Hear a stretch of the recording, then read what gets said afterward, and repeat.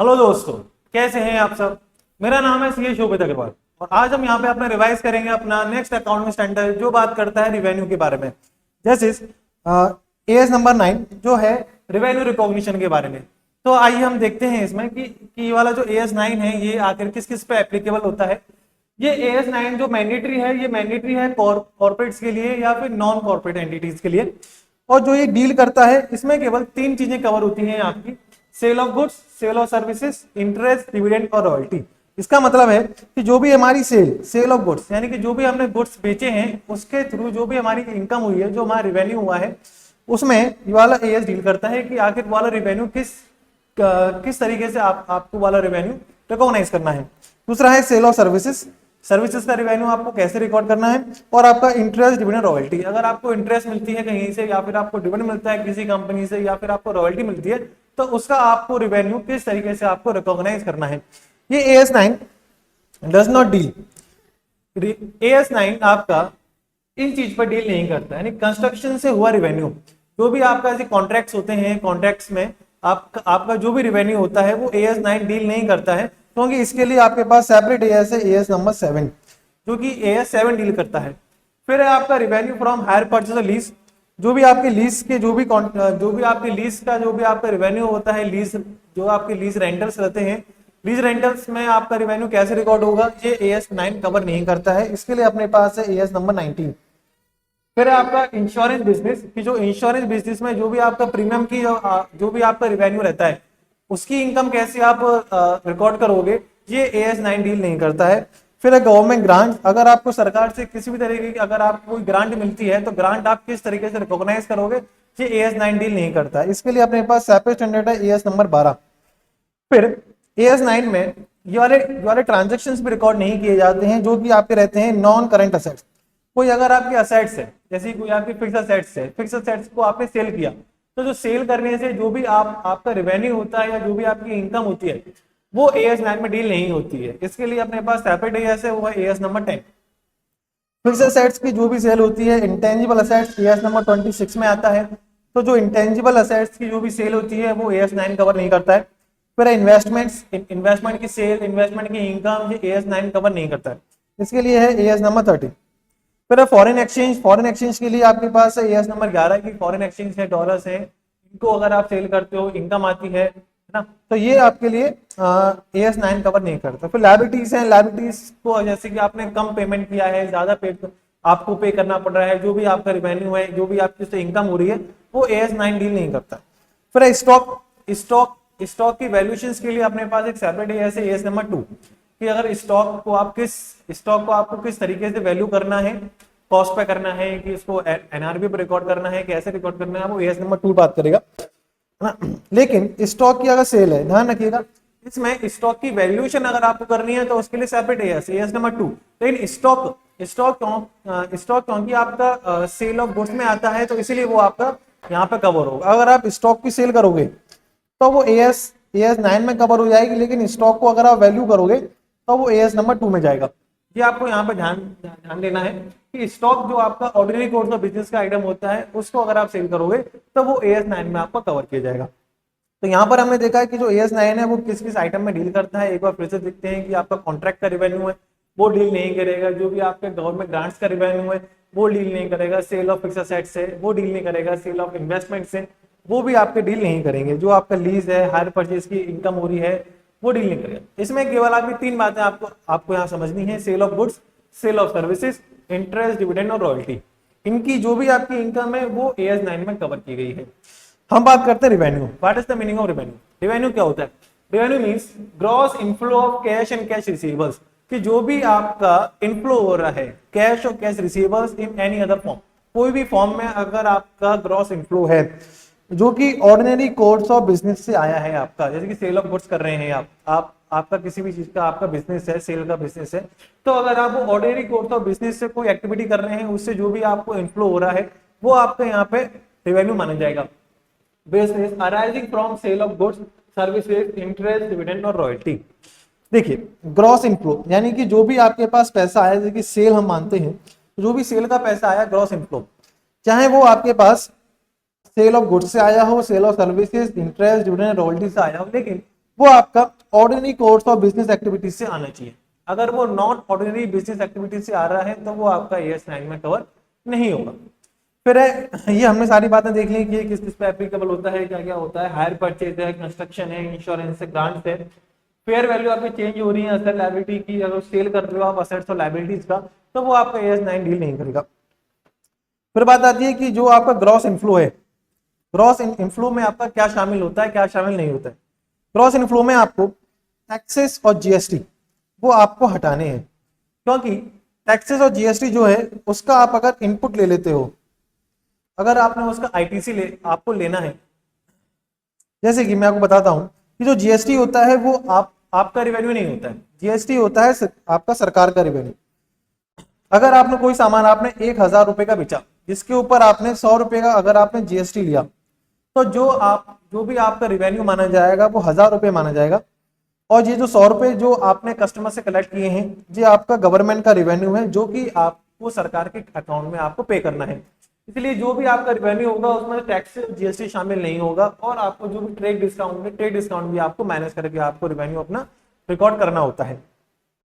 Next देखते हैं कि आखिर जो हमारा रिवेन्यू होता है उसको किस तरीके से हम यहाँ पे अपनी बुक्स में रिकॉग्नाइज करेंगे। तो एज पर AS9 बोलता है कि जो भी आपकी सेल ऑफ गुड्स, हमारे यहाँ पे इसमें हमने अलग अलग क्लासिफिकेशन किया है कि सेल ऑफ गुड्स का रिवेन्यू किस तरीके से रिकॉर्ड करोगे। सर्विसेज है, इंटरेस्ट है, या फिर आपको डिविडेंड, इंटरेस्ट और रॉयल्टी वगैरह मिल रही है, तो इन सभी सिचुएशंस में आपको अपना जो भी आपका रिवेन्यू है वो किस तरीके से आप अपने बुक्स में रिकॉग्नाइज करोगे। सबसे पहले देखते हैं हम सेल ऑफ गुड्स। अगर आपकी गुड्स आपने बेचा है और गुड्स का आपने बेचा, इसके लिए आपको अपनी गुड्स की सेल आपको कब अपनी बुक्स में आपको डालनी है। अगर आप गुड्स बेचते हो, सबसे पहला आप एंट्री पास करते हो डेटर बेचा है, यानी कि आपने अगर डेटर्स यानी कि आपने अगर ऑन क्रेडिट बेचा है या आपने कैश के थ्रू बेचा है, तो डेटर या cash account debit to sales. तो ये एंट्री आप किस डेट पे पास करोगे ये AS9 बताता है। उसके लिए आपके पास दो कंडीशंस हैं। सबसे पहली कंडीशन बात करती है कि there is no uncertainty for its consideration and its ultimate collection. इसका क्या मतलब है कि जो सपोज आपने अगर 1,000 रुपीज का अगर आपने कोई गुड्स की सेल करी है, तो इसको आप तभी एंट्री पास करोगे इसकी जब आपके पास कोई अनसर्टेनिटी नहीं होगी। किसके लिए कि ये कितने रुपए का है, अबाउट द कंसिडरेशन, या फिर ये आपको पैसा मिलेगा कि नहीं मिलेगा। अगर आपको इन दोनों के ऊपर या इनमें से किसी के भी ऊपर अगर आपको डाउट लग रहा है कि ये आखिर हमने सेल करी है, ये वाली हमने कितने की करी है, या फिर जो हमने सेल करी है क्या वो पैसा हमको मिलेगा या नहीं मिलेगा, इसके ऊपर आपको अगर कोई भी डाउट है तो आप अपनी सेल को रिकॉर्ड नहीं करोगे। आप कोई सेल तभी रिकॉर्ड करोगे जब आपके पास होगी नो अनसर्टेनिटी।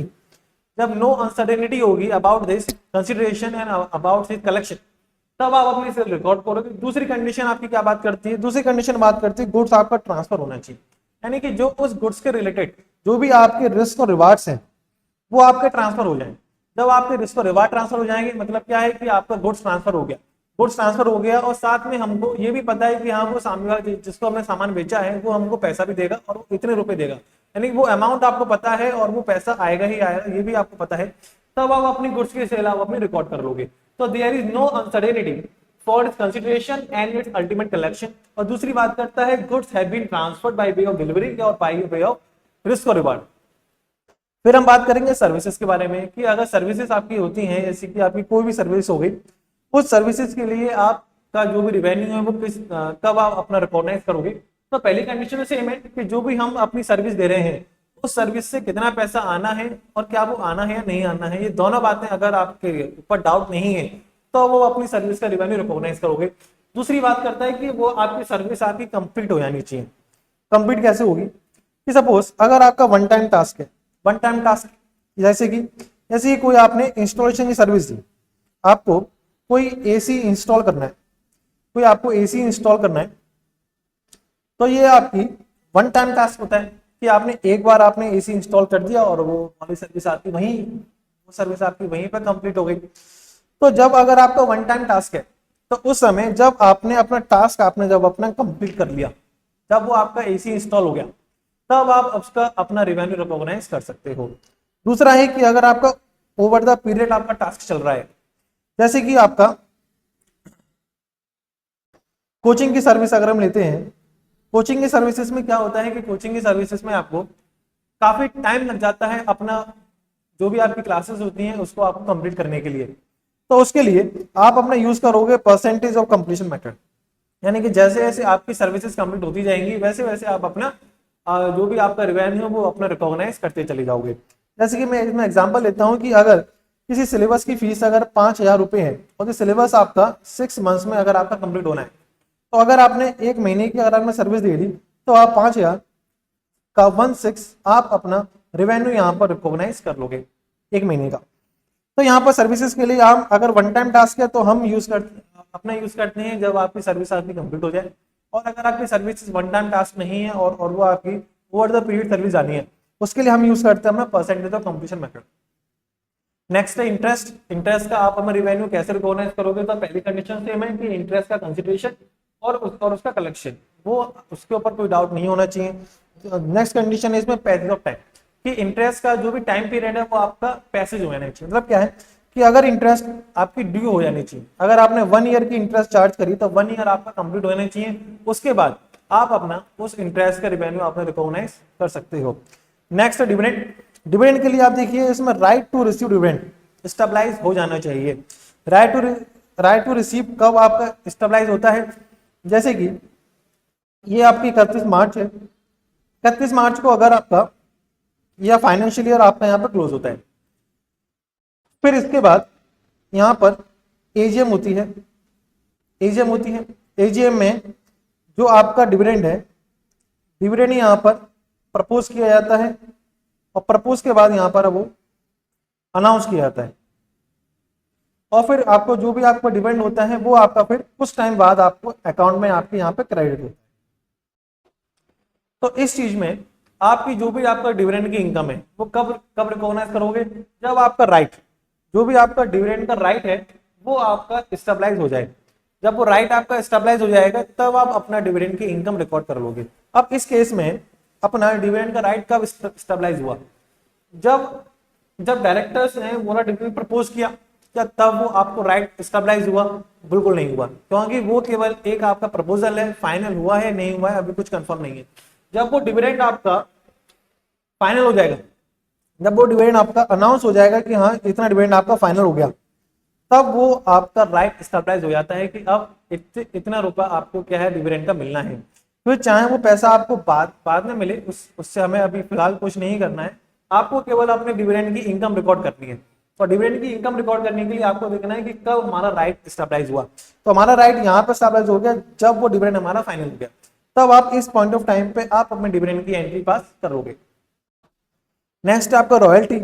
रॉयल्टी के लिए हम देखते हैं कि पहली कंडीशन सेम ही है आपकी, कि जो भी आपके पास कंसिडरेशन और उसके कलेक्शन के लिए कोई भी अनसर्टेनिटी नहीं होनी चाहिए। फिर दूसरा कहता है कि एज पर एग्रीमेंट, जो भी आपका एग्रीमेंट है रॉयल्टी का कि आपको यानी कि इतनी बुक्स बेचने पे पैसा मिलेगा या फिर इतने % पैसा मिलेगा और ये पैसा जब मिलेगा, तो जो भी आपका एग्रीमेंट कहता है रॉयल्टी के उसके बेसिस पर आप अपनी रॉयल्टी की इनकम अपनी रिकॉर्ड करोगे। तो यहाँ पर हमने ये सारी बातें देखी कि जो भी आपकी सेल है, sale of goods services interdivision royalty, इन चीज पे आपकी सेल कब और कैसे आपको रिकॉर्ड करनी है ये हमने यहाँ देखा। फिर नेक्स्ट हम देखते हैं एक अपना एजेंसी रिलेशनशिप होता है। जैसे कि आपने क्या है जोमेटो से बहुत सारे आइटम्स आप मंगवाते होंगे, तो यहाँ पर सपोज कोई रेस्टोरेंट है और ये यहाँ पर जोमेटो का है प्लेटफॉर्म है, यहाँ पर जोमेटो का, आप यहाँ पर एज अ कस्टमर बैठे हुए। कस्टमर क्या करता है, कस्टमर ने ऑर्डर प्लेस किया जोमेटो की साइट पर, जोमेटो ने वो ऑर्डर फॉरवर्ड कर दिया आपके रेस्टोरेंट पर, रेस्टोरेंट वाले ने आपको गुड्स सप्लाई किया, गुड्स उसने भेजा, फिर जोमेटो वाला के पास पहुंचा, यानी कि जोमेटो का जो भी आपका डिलीवरी बॉय है वो रेस्टोरेंट के पास से वो लेके गया, यहाँ पर उसकी डिलीवरी हुई, फिर ये यहाँ पर आपके पास यहाँ पर डिलीवर हो गया, ये आपके पास शिफ्ट हो गया।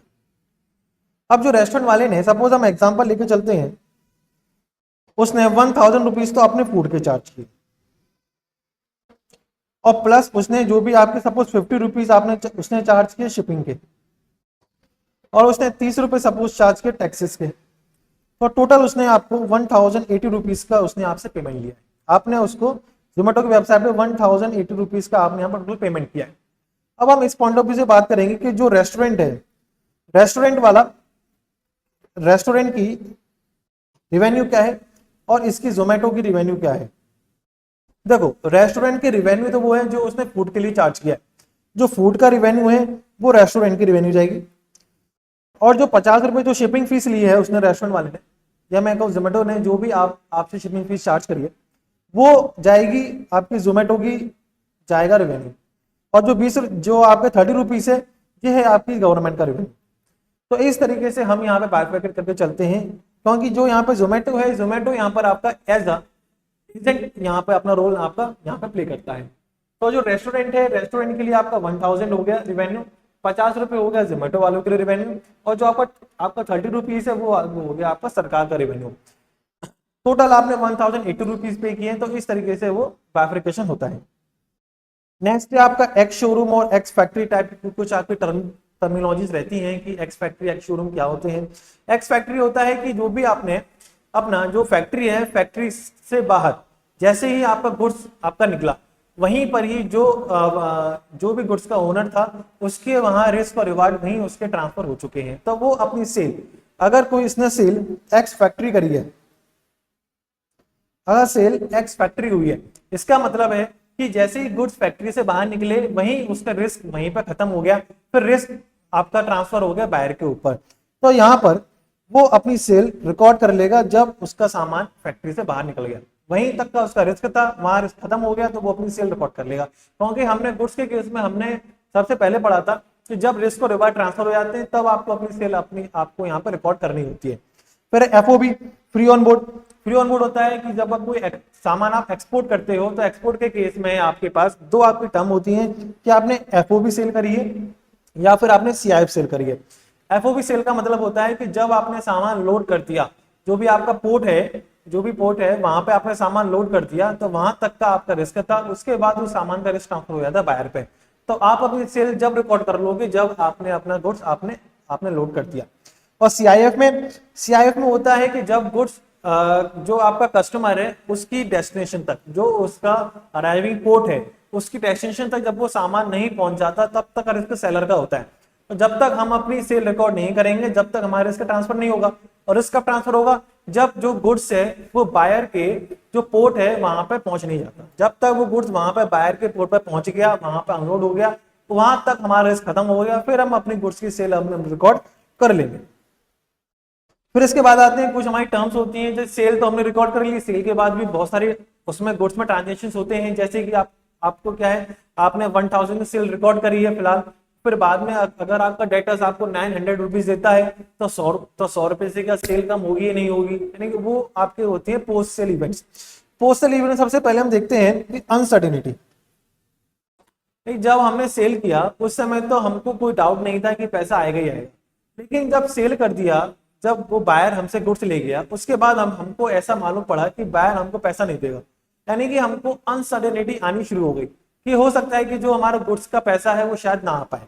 तो उस केस में हम यहाँ बना के चलते हैं अपना प्रोविजन। सेल को हम अपनी रिवर्स नहीं करेंगे, हम केवल अपना प्रोविजन बनाएंगे। एक बार सेल अगर रिकॉर्ड हो जाती है तो उसको रिवर्स या उसको कम नहीं किया जाता है, आप उसकी केवल प्रोविजन बना के चलोगे।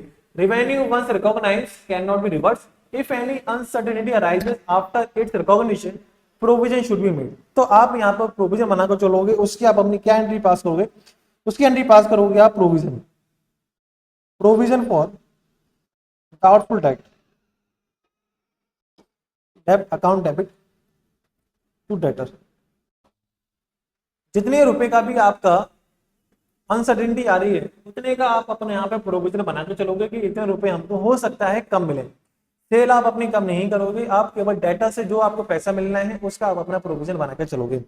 नेक्स्ट आता है कि अगर गुड्स आपका अगर रिटर्न आता है, अगर आप गुड्स रिटर्न आता है तो आप सिंपल से आप अपनी सेल की रिटर्न की एंट्री पास कर दोगे, सेल्स रिटर्न अकाउंट डेबिट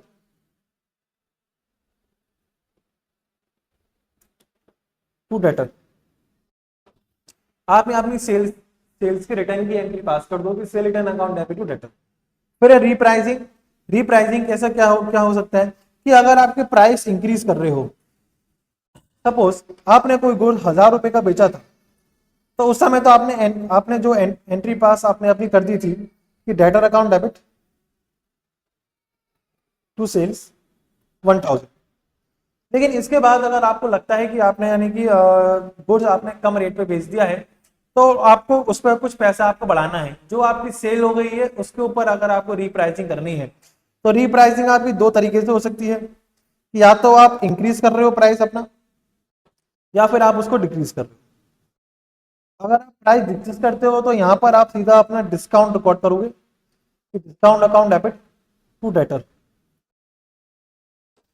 यहाँ पे केवल आपको केवल डिस्काउंट रिकॉर्ड करनी है। डिस्काउंट अगर आपकी सेल डिक्रीज हो रही है, उसके बाद कोई आपने बिल काट दिया है, कोई आपने सेल रिकॉर्ड कर ली, सेल रिकॉर्ड करने के बाद अगर वो प्राइस आप कम कर रहे हो, तो कम करने के लिए आप सीधे एंट्री पास करोगे discount account debit to debtors. लेकिन अगर प्राइस आपके जो है, अगर वो आपके बढ़ रहे हैं, आपने जो सामान 1000 रुपए का बेच दिया, आपने अगर कोई सामान 1000 रुपए का बेच दिया और फिर उसके बाद आप उसके प्राइसेस इंक्रीज कर रहे हो, तो उसके लिए आपके पास जो AS9 कहता है, वो कहता है कि सर्टेनिटी होनी चाहिए। आपको जो प्राइस इंक्रीज कर रहे हो, सेल जो हो चुकी है उसका इंक्रीज कर रहे हो, इंक्रीज प्राइस का आप तभी रिकॉर्ड करोगे बुक्स में अगर आपके पास सर्टेनिटी होगी। सर्टेनिटी मतलब आप पहले अपने डाटा से बात बात करोगे कि हमने ये प्राइस हम बढ़ा रहे हैं, तो क्या आप एग्री हो या नहीं हो देने के लिए। अगर वो एग्री होता है, वो अगर मानता है कि हाँ कि वो पैसा एक्स्ट्रा वाला पैसा ही वो आपको दे देगा, इंक्लूडिंग जो भी आपने सेल करी वो पैसा प्लस इंक्रीज पैसा भी वो आपको दे देगा, तो इसका मतलब है कि आपके पास सर्टेनिटी है कि पैसा आने की। तो इसलिए आप उस समय आप अपना रिवेन्यू फिर से रिकॉर्ड कर दोगे। लेकिन अगर आपके पास सर्टेनिटी नहीं है बिल्कुल भी, तो आप अपना रिवेन्यू रिकॉर्ड नहीं करोगे। तो जब आप रीप्राइसिंग करते हो, रीप्राइसिंग के लिए आपके पास सर्टेनिटी होनी चाहिए। लेकिन आप फर्स्ट टाइम जब सेल कर रहे हो, उस समय केवल नो अनसर्टेनिटी की रिक्वायरमेंट है। फिर नेक्स्ट है आपका, देखते हैं डिक्लाइन। अगर आप प्राइस करते हो, तो price of goods can be decline even after sale which can be due to various reason. कोई सी भी रीजन से आप अपने प्राइसेस कम कर सकते हो, जैसे कि चेंज इन मार्केट प्राइस हो गया, या ड्यू टू डिफेक्टिव गुड्स हो गए, गवर्नमेंट पॉलिसीज चेंज हो गई, किसी भी रीजन से अगर आपके प्राइस आपका कम कर रहे हो, तो यहाँ पर आप अपना डिस्काउंट की एंट्री पास करोगे, या फिर आप बनाओगे केवल अपने डिफेक्टिव गुड्स का प्रोविजन। ठीक है जी। नेक्स्ट आपका कंसाइनमेंट सेल और franchisee sale. Consignment sale model जो आपका होता है, वो एक तरीके से आपका होता है प्रिंसिपल और एजेंट।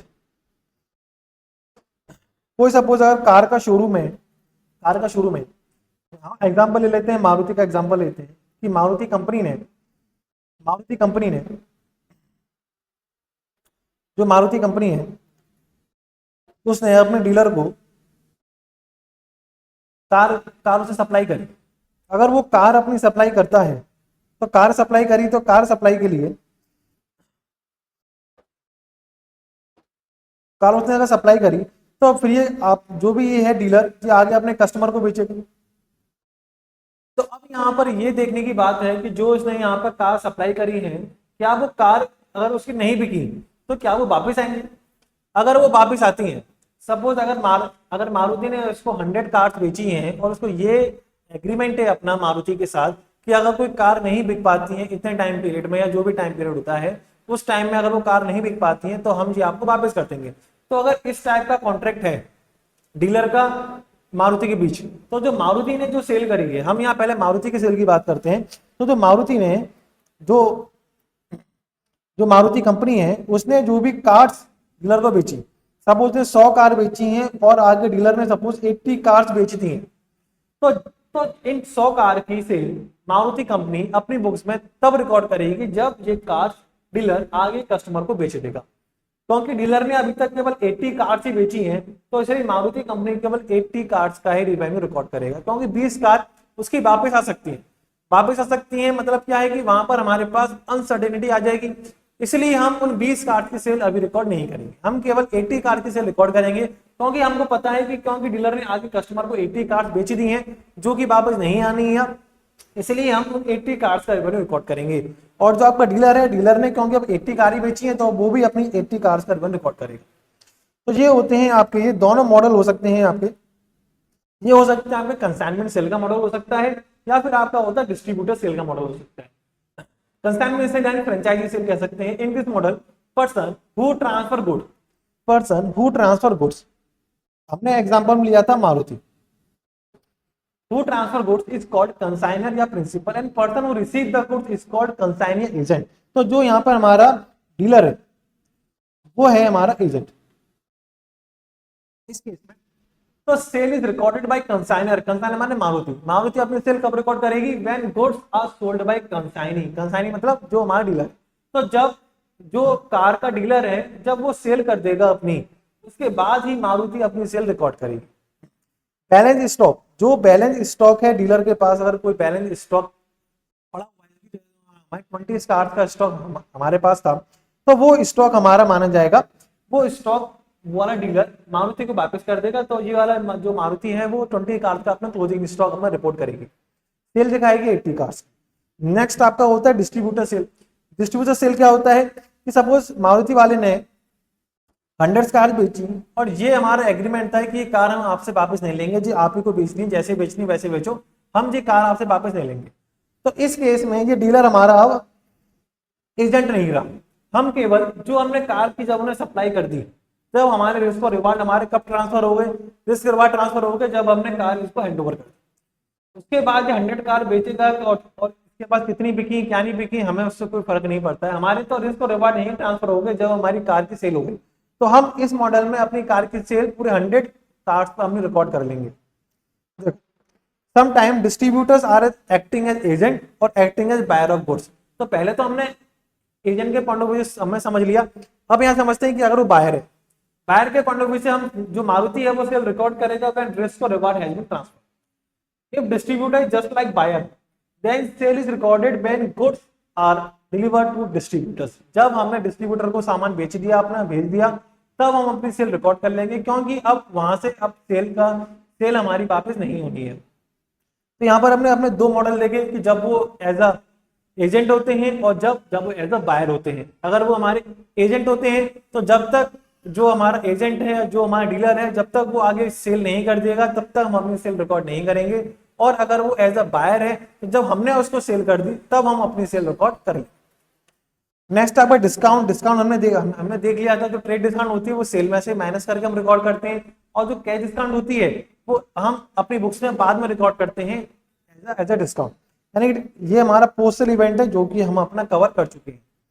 नेक्स्ट है आपका सेल और रीपर्चेज ट्रांजेक्शन। सेल और रीपर्चेज ट्रांजेक्शन क्या होता है, ये एक तरीके से आपका फाइनेंशियल एग्रीमेंट होता है, यानी कि केवल फंड्स का आपका अरेंजमेंट होता है, जिससे फंड्स आते हैं, यहाँ कोई सेल नहीं है, कोई परचेज नहीं है। एग्जाम्पल लेते हैं, सपोज आपने मिस्टर एक्स ने मिस्टर वाई को 1000 रुपीज का सेल किया, और फिर मिस्टर वाई ने सेम गुड्स 1100 का मिस्टर एक्स को वापस बेच दिया। यानी कि यहां पर भी सेल है और यहां पर भी सेल है। तो यहां पर मिस्टर एक्स ने इससे रीपर्चेज कर लिया विद इंक्रीज प्राइस, यानी कि वही गुड्स 1000 रुपए का बेच के वही गुड्स दोबारा 1100 रुपए का परचेज कर लिया। तो यहाँ जो उसने 1000 रुपए का गुड्स बेचा है और फिर 1100 का परचेज किया है, तो इसको हम सेल और परचेज का ट्रांजेक्शन नहीं मानते। हम मानते हैं कि केवल उसने फंड्स का उसने केवल अरेंजमेंट किया है, और जो 100 रुपए जो एक्स्ट्रा उसको पे करने पड़ रहे हैं ड्यू टू परचेज, क्योंकि 1000 रुपए तो उसने बेच दिए, फिर 1100 उसने परचेज कर लिया, एक तरह से 100 रुपए का उसको एक्स्ट्रा पेमेंट करना पड़ रहा है। तो जो 100 रुपए का जो उसको एक्स्ट्रा पेमेंट करना पड़ रहा है, इसको हमने नाम दिया फाइनेंस कॉस्ट, जो कि आपकी एक तरह से आप समझ सकते हो इंटरेस्ट कॉस्ट। देखो, here goods are sold and later purchase as same और higher prices, here sale is not recorded, additional price जो कि हमारे एग्जांपल में 100 रुपीज है on repurchase is called financing cost, this will be recognised in profit and loss account over the period of agreement, hence stock is given as collateral not as sale. इसका क्या मतलब है, हमने उसको goods दिया 1000 रुपए का, तो उसके पास स्टॉक है, अपना स्टॉक है, उसको फिर हमने परचेज कर लिया। तो इस तरीके से मतलब माना जाता है कि हमने जो स्टॉक दिया है उससे वो स्टॉक एज अ कोलेटरल दिया है, यानी कि वो एज अ सिक्योरिटी। जब आप कोई लोन लेते हो तो कोई ना कोई अपनी प्रॉपर्टी गिरवी रखते हो, तो उसी तरीके से हमने उसके पास अपना स्टॉक गिरवी रख दिया, ठीक है। तो जो 100 रुपए जो आपने एक्स्ट्रा पे किए हैं, ये आपकी फाइनेंसिंग कॉस्ट है, जो कि आपके प्रॉफिट एंड लॉस अकाउंट में आपकी डेबिट होगी over the period of agreement. जितने भी टाइम का आपका एग्रीमेंट है उस बेसिस पर आप अपनी इंटरेस्ट की आप अपना रिकॉग्नाइज करोगे। फिर है कमीशन, जो आपका इंश्योरेंस बिजनेस होता है, इंश्योरेंस आपने किसी की पॉलिसी करवा दी, उसके बाद आपको कमीशन मिल रहा है, तो कमीशन का जो भी रिवेन्यू है वो कब रिकॉर्ड करोगे, जब आपकी पॉलिसी आपकी हो जाएगी, जब आपने पॉलिसी किसी की करवा दी, पॉलिसी इनिशिएटेड, तब आप अपना उसका कमीशन आप अपनी रिकॉर्ड कर दोगे। नेक्स्ट है आपका एडवर्टाइजमेंट, कि अगर कोई एडवर्टाइजमेंट सेल होती है, जैसे कि आपके कोई न्यूज़पेपर है, अगर मैं हिंदुस्तान टाइम्स की बात कर लूं, हिंदुस्तान है, हिंदुस्तान टाइम्स है, इसको कोई ऐड निकालना है, जैसे कि मिस्टर एक्स ने को कोई ऐड निकालना है, उसने हिंदुस्तान टाइम के पास गया, उसने उसको 10,000 रुपीज का पेमेंट किया, उसने कहा कि हमको ये ऐड आपके न्यूज़पेपर में आपको पब्लिश करना है, तो जो हिंदुस्तान टाइम को 10,000 रुपए मिल गए, तो 10,000 रुपए है, इसकी सेल हिंदुस्तान टाइम्स कब रिकॉर्ड करेगा, जब वो वाला जो आर्टिकल है जब वो पब्लिश हो जाएगा। If advertisement is considered as revenue when it is shown to public, जब वो एडवर्टाइजमेंट पब्लिक को शो हो जाएगा तब हिंदुस्तान टाइम्स अपनी 10,000 रुपए की रेवेन्यू रिकॉर्ड कर लेगा। जब तक वो एडवर्टाइजमेंट पब्लिश नहीं हुआ, तब तक वो एज अ एडवांस उसकी बुक्स में खड़ा रहेगा कि हमको अपने कस्टमर से एज अ एडवांस मिला है, और वो एडवांस कब सेल में कन्वर्ट होगा, जब आपका वो वाला एडवर्टाइजमेंट पब्लिक को शो हो जाएगा। If amount is received but advertisement is not shown to public, it is treated as advance or liability. When advertisement is shown to public but amount is not received, अगर आपने advertisement show कर दिया लेकिन पैसा नहीं आया आपके पास अभी कस्टमर से, तो वो आपका एज अ डेटर आपका शो होगा, then it will become a debtor, वो आपका डेटर शो होगा। अगर पैसा आपको एडवांस मिल चुका है तो वो एज एडवांस ट्रीट करो, और अगर आपका पैसा नहीं मिला है तो वो आपको अपना डेटर आपको ट्रीट करना होता है। फिर सब्सक्रिप्शन मॉडल, जैसे कि आपके होते हैं अमेजॉन प्राइम्स है, इंडिया टुडे है ना, जो नेटफ्लिक्स कह सकते हैं आप, तो अगर इस टाइप का कुछ आपको पेमेंट करते हो, इसमें क्या होता है, इसमें आप जैसे कि 1 साल का पूरा उसको पेमेंट कर देते हो, आपने 1 साल का पूरा सब्सक्रिप्शन ले लिया, अब आपने सपोज 5,000 रुपए आपने अमेजोन प्राइम को आपने पे कर दिया, आपने 1 साल का आपने अपना सब्सक्रिप्शन ले लिया। अब जो अमेजोन प्राइम है वो अपनी सेल कैसे रिकॉर्ड करेगा, उसके पास तो 5,000 रुपए आ गए, वो सेल कैसे रिकॉर्ड करेगा, वो सेल रिकॉर्ड करेगा अपना कंप्लीशन के बेसिस पर, कितने टाइम का, अगर वो 1 साल का आपका वो सब्सक्रिप्शन है, तो जैसे जैसे टाइम निकलता जाए, जैसे सपोज एक महीना निकल गया, तो उस 5,000 रुपए में से वो 12 महीने में से 1 महीने की सेल वो अपनी रिकॉर्ड कर लेगा। If in this cases revenue is recognized over the period of time of subscription, जितने भी समय का आपका सब्सक्रिप्शन है उसके बेसिस पर वो अपना रेवेन्यू रिकॉर्ड करेगा। If subscription is for a year, revenue will be recorded on proportional basis या फिर एसएलएम बेसिस। नेक्स्ट आपका सेल विद इंस्टॉलेशन, सपोज आप कोई एसी लेकर आए और एसी लेके आए, तो एसी का आपको इंस्टॉलेशन करवाना है, उसने अगर 30,000 रुपए एसी के चार्ज किए और साथ में 5,000 रुपए उसने इंस्टॉलेशन के चार्ज किए, टोटल 35,000 रुपए उसने चार्ज किए। तो अब आपको यहाँ पर किस तरीके से सेल रिकॉर्ड करनी है, यानी कि जिसने एसी बेचा है वो अपनी सेल कैसे रिकॉर्ड करेगा, उसने तो 35,000 पूरे उसने पूरे कस्टमर से ले लिए, अब वो इन 35,000 रुपए को सेल कब बनाएगा। तो अगर यहाँ पर ये बात देखनी है कि इंस्टॉलेशन सब्सटेंशियल, अगर इंस्टॉलेशन सब्सटेंशियल है, यानी कि उसमें अगर इंस्टॉलेशन सेपरेट रोल अगर उसका प्ले करता है और वो पैसे आपने सेपरेट लिए हैं, तो उस केस में आप इंस्टॉलेशन का तो रिवेन्यू 5,000 रुपए का रिवेन्यू तब रिकॉर्ड करोगे जब आपने इंस्टॉलेशन कंप्लीट कर ली, क्योंकि वो हमने सबसे पहले देखा था ये वन टाइम टास्क होता है इंस्टॉलेशन, वन टाइम टास्क में जब वो टास्क आपका कंप्लीट हो गया तब आप उसकी सेल रिकॉर्ड करोगे।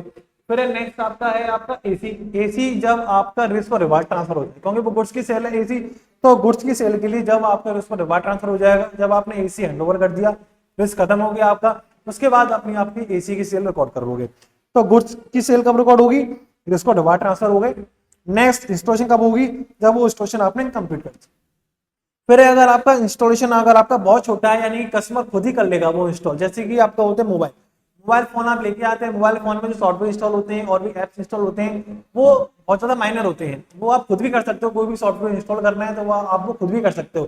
तो जो जिसने भी आपको मोबाइल बेचा है उसने आपसे मोबाइल के चार्ज किए हैं, जो आपकी एप्लीकेशन होती हैं उसके चार्ज वो नहीं करता है। तो अगर वो जो भी इंस्टॉलेशन है उसकी अगर वो माइनर है, तो उस केस में आप जो भी आपका कंसिडरेशन है, जो भी आपने मोबाइल की सेल है उसको आप अपने बाइफरकेट नहीं करते हो, आप पूरे मोबाइल की सेल अपने आप रिकॉर्ड कर लो तब जब आपने रिस्क को रिवार्ड ट्रांसफर कर दिया। आप पूरा अपना रिकॉर्ड, फुल रेवेन्यू आप अपना रिकॉर्ड कर लो। नेक्स्ट आपका आता है सेल ऑन अप्रूवल बेसिस। ये क्या होता है कि हमने कोई गुड्स की सेल करी, हमने अगर 1000 रुपीज की सेल करी है, मिस्टर एक्स ने 1000 रुपीज की सेल करी है मिस्टर वाई, और ये दिया है sale on approval basis. Approval basis का मतलब क्या होता है कि अगर मिस्टर वाई को ये गुड्स समझ में नहीं आया तो वो इस मिस्टर एक्स को गुड्स वापस कर सकता है। सपोज हमने इसको 3 महीने का टाइम दिया, मिस्टर एक्स ने गुड्स मिस्टर वाई को बेचा और उसने कहा कि अगर ये 1000 गुड्स आप लो, यूज करो, अगर आपको ये गुड्स समझ में नहीं आए, अगर आपको गुड्स आपको अगर खरीदना नहीं है तो आप हमको 3 महीने के अंदर ये गुड्स वापस कर देना। तो अगर इस केस में होता है सेल ऑन अप्रूवल बेसिस। अगर आपको गुड्स समझ में आ जाता है, अगर गुड्स आपको पसंद आ जाता है तो इस केस में आप हमको बता देना, तो फिर हम अपनी सेल रिकॉर्ड कर लेंगे। तो अब क्या करना है इस केस में, आपके पास अगर मिस्टर वाई ने मिस्टर एक्स को 3 महीने से पहले ही कंफर्म कर दिया कि हाँ ये गुड्स मुझे लेना है, तो जब मिस्टर वाई ने कंफर्म किया तब आप अपनी सेल रिकॉर्ड कर लोगे। चाहे 3 महीने अभी नहीं हुए हों, लेकिन अगर मिस्टर वाई ने वो आपका कंफर्म कर दिया कि हाँ वो गुड्स को परचेज कर रहा है, तो वो गुड्स यानी अप्रूव कर दिए, मिस्टर वाई ने गुड्स अप्रूव कर दिए, तो जब गुड्स अप्रूव हो गए तब आपकी सेल आप रिकॉर्ड कर लोगे। फिर हम दूसरा केस लेते हैं कि 3 महीने खत्म हो गए, लेकिन अभी तक मिस्टर वाई ने कुछ नहीं बताया कि वो गुड्स को अप्रूव कर रहा है या वो वापस कर रहा है। तो क्योंकि आपने उसको 3 महीने का टाइम दिया था और 3 महीने के अंदर वो गुड्स वापस नहीं आए, तो इसका मतलब हम यहाँ पर अपने पास यहाँ पर एक अज्यूम करेंगे कि अब 3 महीने खत्म हो चुके हैं, गुड्स वापस नहीं आए हैं, तो हम ये मानेंगे कि मिस्टर वाई ने गुड्स को एक्सेप्ट कर लिया है, अप्रूव हो चुके हैं। तो जब आपके 3 महीने खत्म हो गए तब आप अपनी यहाँ पर अपनी सेल रिकॉर्ड कर लोगे। तो 2 केस हो सकते हैं कि मिस्टर वाई ने अगर आपको कंफर्म कर दिया है कि वो अप्रूव कर रहा है तो तब आप सेल रिकॉर्ड कर लो, या जो भी आपका टाइम पीरियड था, अप्रूवल का जो टाइम पीरियड था वो खत्म हो गया, लेकिन अभी तक वो उसने अप्रूवल का कोई हमको नहीं बताया है, तो जब आपका टाइम पीरियड खत्म हुआ उस समय आप अपनी सेल उन गुड्स की रिकॉर्ड कर लोगे। देखते हैं, sale is recorded when sale is approve. जब मिस्टर वाई सेल को अप्रूव कर देगा, अगर अप्रूव नहीं किया तो time for approval has been expired, जो भी आपका पहले हो जाए उस समय आप अपनी सेल रिकॉर्ड कर लोगे। नेक्स्ट है आपका delay in delivery at buyer request. कि सपोज हमने कोई सेल की 1000 रुपीज के गुड्स की हमने सेल करी, और जो बायर था मिस्टर वाई ने कहा कि अभी आप ये गुड्स हमको डिलीवर मत करो, आप हमको कुछ टाइम बाद डिलीवर कर देना। तो यहाँ पर आपको ये देखना है कि रिस्क और रिवार्ड का ट्रांसफर हुए या नहीं हुए। अगर गुड्स आइडेंटिफाइड है, गुड्स आपका आइडेंटिफाइड था, वाई आपको बता के गया है कि ये जो गुड्स है ये आपको मेरे को 3 दिन बाद बेचना है, एक महीने बाद आपको भेजना है, कोई गुड्स आपका आइडेंटिफाइड है, तो इसका मतलब है कि रिस्क आपका ट्रांसफर हो चुका है उस गुड्स के ऊपर। तो उस केस में जब रिस्क ट्रांसफर हो गया, चाहे भले ही उस गुड्स की अभी तक डिलीवरी नहीं हुई है, वाई तक वो गुड्स अभी तक नहीं पहुंचा है, लेकिन क्योंकि रिस्क ट्रांसफर हो गया इस पे आपका, तो आप अपनी सेल रिकॉर्ड कर लोगे। लेकिन अगर गुड्स आपका अनआइडेंटिफाइड है, गुड्स अभी आपको उसने अभी तक आइडेंटिफाई नहीं किया है, तो जब तक गुड्स आइडेंटिफाई नहीं होगा, इसका मतलब है जब तक गुड्स का आपका रिस्क और रिवार्ड ट्रांसफर नहीं होंगे तब तक आपकी सेल रिकॉर्ड नहीं होगी। If delivery of goods is pending at buyer request, अगर बायर ने कहा है कि आप अभी गुड्स की डिलीवरी हमको मत करो, then it will be assumed that seller has satisfied all the conditions, यानी कि हमने जो मिस्टर एक्स जो सेलर है उसने सारी कंडीशन गुड्स की सारी सेटिस्फाई कर दी है। मिस्टर वाई ने कहा है हमसे कि आप अभी गुड्स को हमको मत भेजो, तो इस केस में revenue from sales can be recognise. यहाँ पर आप अपना रेवेन्यू रिकॉग्नाइज कर सकते हो, क्योंकि आपका रिस्क उस समय ट्रांसफर हो गया जब आपने सारी कंडीशन गुड्स की सेटिस्फाई कर दी। नेक्स्ट है आपका cash on delivery. Cash on delivery आपका क्या होता है कि जब गुड्स कस्टमर के पास पहुंच जाएगा, जब वो कैश दे देगा तब वो आपका सेल मानी जाएगी। Sale can be recognise after completion of collection of cash from buyer. जब आपने कैश कलेक्ट कर लिया उस समय आपकी सेल रिकॉर्ड हो जाएगी। अगर कैश नहीं मिलता है तो इसलिए हम सेल को उस समय तक रिकॉर्ड नहीं करेंगे जब तक हमारी सेल का पैसा नहीं मिलेगा। नेक्स्ट ट्यूशन फीस, क्योंकि ट्यूशन फीस आपका सर्विसेज होती है, सर्विसेज आप कैसे रिकॉर्ड कर दो, पीरियड ऑफ इंस्ट्रक्शन, जितने समय में वो आपकी सर्विस कंप्लीट हो रही है, क्योंकि वन टाइम टास्क नहीं होता है जिससे जो आपका टाइम लेता है, तो इसलिए आपको यहाँ पे पीरियड ऑफ इंस्ट्रक्शन में जो भी आपको देनी है। नेक्स्ट आपका एडमिशन टिकट, जैसे कि आप किसी मूवी थिएटर्स में जाते हैं या फिर कोई भी टिकट लेते हैं, मूवी की मैच की टिकट लेते हैं, तो उसकी सेल कब रिकॉर्ड करेगा, जो भी कोई आपका थिएटर है तो वो थिएटर वाला सेल कब रिकॉर्ड करेगा, जब वो मूवी आपकी डिस्प्ले हो जाएगी। When revenue should be recognized when program और movie is completed और display, जब वो मूवी उसे डिस्प्ले कर दी तब वो उस मूवी टिकट की सेल को रिकॉर्ड कर ले। इस AS9 में कुछ हमारे क्या डिस्क्लोजर रिक्वायरमेंट रहती है कि आपने रिवेन्यू रिकॉग्निशन पॉलिसी क्या करी है, कौन सी आपने पॉलिसी लगाई है, वो आपको डिस्क्लोज करना है कि अगर आपने किसी भी वजह से अगर आपने अपना रिवेन्यू रिकॉर्ड नहीं किया है तो उसकी क्या आपको उसकी अमाउंट है और वो क्यों रिकॉर्ड नहीं किया, उसका फैक्ट आपको यहाँ पर डिस्क्लोज करना है। तो यहाँ पर हमने अपना AS9 हमने कवर किया। इसमें हमने देखा कि जो भी आपका रिवेन्यू है, गुड्स का रिवेन्यू कब रिकॉर्ड करना है, सर्विसेज का रिवेन्यू कब रिकॉर्ड करना है, इंटरेस्ट का, रॉयल्टी का और जो है डिविडेंड का। फिर उसके बाद हमने यहाँ पे देखा जो पोस्ट सेल इवेंट्स होते हैं, जैसे कि आपको डिस्काउंट दे दी, रीप्राइसिंग है, इंक्रीज है या फिर वो आपकी डिलीवर है। फिर उसके बाद हमने देखा कि जो भी आपकी एजेंसी रिलेशनशिप होता है, जोमेटो का हमने यहाँ पे एग्जांपल देखा, फिर जो आपके मारुति का एग्जांपल देखा, ये सारी चीजें हमने देखी, यहाँ पर कवर करी। फिर उसके बाद हमने कुछ अपना और भी हमने पॉइंट्स कर रहे थे कि आपकी कैश ऑन डिलीवरी सेल है, अगर आपकी डिलीवरी आपकी डिले हो जाती है तो उसका आपको रिवेन्यू कब रिकॉर्ड करना है, जो सेल ऑन अप्रूवल होता है उसका रिवेन्यू कब रिकॉर्ड होता है। तो ये सारी चीजें हमने यहाँ पर अपने AS9 में आज हमने यहाँ पे कवर की। ओके, मुझे उम्मीद है कि आपको सारी बातें आपको समझ में आई होगी। मिलते हैं नेक्स्ट टाइम को। Thank you, bye bye.